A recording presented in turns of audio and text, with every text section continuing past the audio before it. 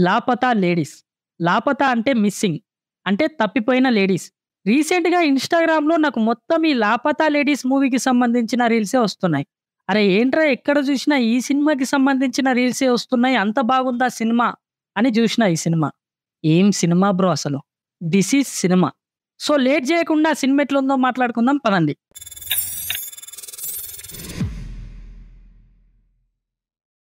'Laapataa ladies' cinema ఎట్లుంది? First ఈ movie plot ఏంటి? ఈ సినిమా మొత్తం 2001 ఆ పీరియడ్‌లో నడుస్తూ ఉంటది. సో దీపక్ అనే అబ్బాయి పూల అనే అమ్మాయిని పెళ్లి చేసుకొని తిరిగి ట్రైన్‌లో వాళ్ళ ఊరికి వెళ్తూ ఉంటారు. అండ్ వాళ్ళ సాంప్రదాయం ప్రకారం పెళ్లి కూతురికి ఇగో ఈ టైప్ ఆఫ్ డ్రెస్సింగ్ స్టైల్ ఉంటది. అండ్ అదే ట్రైన్‌లో ఇంకో ఇద్దరు జంటలు గూడా పెళ్లి చేసుకొని అదే ట్రైన్‌లో ప్రయాణిస్తూ ఉంటారు. సో వీళ్ళ సాంప్రదాయం ప్రకారం పెళ్లి కూతురికి ఈ గెటప్ ఉండాలి గాబట్టి, ఆ ఇద్దరు పెళ్లి కూతుర్లు గూడా సేమ్ డ్రెస్‌లో ఉంటారు. దుపట్టా తీయొద్దనమాట. సో స్టేషనొచ్చిన తర్వాత మన దీపక్ భాయ్ ఏం జేస్తాడంటే పూల్‌ని తీసుకపోక పుష్పని తీసుకుపోతాడు. హీరోయిన్ అట్లనే ట్రైన్‌లో ఎళ్ళిపోతది. ఎటు పోతది? ఆ తర్వాత ఏమైంది? దీపక్ భాయ్ గల్తీలా మిస్టేక్ జేసి పట్టుకొచ్చిన ఈ పుష్ప సంగతేంది? అనేది మీరు సినిమా చూసి తెలుసుకోండి. అండ్ ఈ సినిమాలో పొలిటీషియన్స్ అండ్ పోలీసులని కొంచెం యేసుకున్నట్టు అనిపిచ్చింది.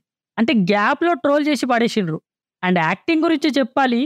అసలు హీరో, హీరోయిన్, సైడ్ క్యారెక్టర్‌లు, మెయిన్ క్యారెక్టర్‌లు, పోలీస్ క్యారెక్టర్‌లు ప్రతి ఒక్కరు మెథడ్ యాక్టింగ్.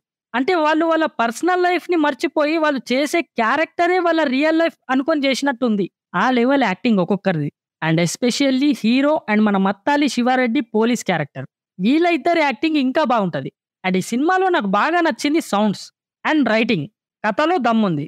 అండ్ ఇంకోటి ఈ సినిమాలో ఆడవాళ్ళ ప్రాబ్లమ్స్, వాళ్ళ టాలెంట్ అండ్ వాళ్ళ కష్టాలు అన్నీ చూపెట్టే ప్రయత్నం చేశారు. అంటే వాళ్ళకెంత టాలెంట్ ఉన్నా గూడా పెళ్లి జేసి వాళ్ళని ఒక వంటగదికే పరిమితం జేస్తున్నారు అని చూపెట్టే ప్రయత్నం జేశారు. And emotions. ఈ సినిమా మొత్తం అయిపోయిన తర్వాత ఒక మంచి సాటిస్ఫాక్షన్ ఒస్తది.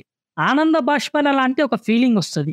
ఆల్రెడీ ఈ సినిమాని అందరూ చూసేశారు. ఇప్పటికి చూడని వాళ్ళెవరైనా ఉంటే ఈ మూవీ నెట్‌ఫ్లిక్స్‌లో అవైలబుల్‌గా ఉంది. మిస్ అవ్వకండి. ఒకవేళ మీ దగ్గర నెట్‌ఫ్లిక్స్ సబ్స్క్రిప్షన్ లేకపోతే వెతుకు వెతుకు వెతికితే దొరకందంటూ ఏదీ లేదు.